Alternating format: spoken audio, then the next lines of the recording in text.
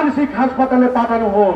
এই গণঅভ্যুত্থানের পরে হিংস্র দানব এবং পাগল ছাগলের একটা রাজনৈতিক দল পেয়েছি, সেটা হলো জামাত শিবির। না হয় একজন হুজুর যিনি মুফতি আলেম ওয়াজ করবে, ইসলামের দীক্ষা দিবে, সে কেমনি বলে সংসদে গেলে আমার ডানে বামে কিছু পেট বের করে মহিলা বসে থাকে এবং তাদের ভিতর থেকে মনে হয় কালবাট বের হয়। আমি বলতে চাই সংসদ সদস্যদের, আমাদের যদি গলিতে থাকতো ওই সংসদ ভবনে আমি আমাদেরকে জুতা পিটা দিয়ে বের করে দিতেন।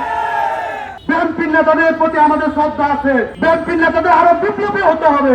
কিছুদিন আগে মরহুম আলফাত রহমান কুকুরকে নিয়ে আমির হামজা বক্তব্য দিয়েছিল, সেই বক্তব্য দিয়েছিল কুকুর নাকি একটাই তোর প্রাণীর নাম, অথচ বিএনপির নেতা কর্মীরা তো সহ্য করেছে। আর গণ অধিকার পরিষদ একটা নেতা কর্মী যখন আহত হয়েছে আজকে সবাই রাজপথে ছুটে এসেছে।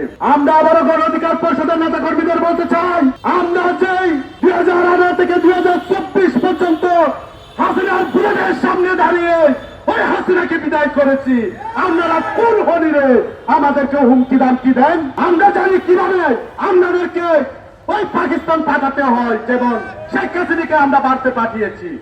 অতএব জামাতকে আহ্বান করব, ওই আমির হামজাকে বিচারের আওতায় আনেন এবং তার সুচিকিৎসার জন্য তাকে অনতিবিলম্বে পাবনা মানসিক হাসপাতালে পাঠানো হোক এবং তার বিরুদ্ধে যদি যথাযথ ব্যবস্থা না হয় আমরা দেখে নিব জামাত শিবির ফুল হলুদ রে।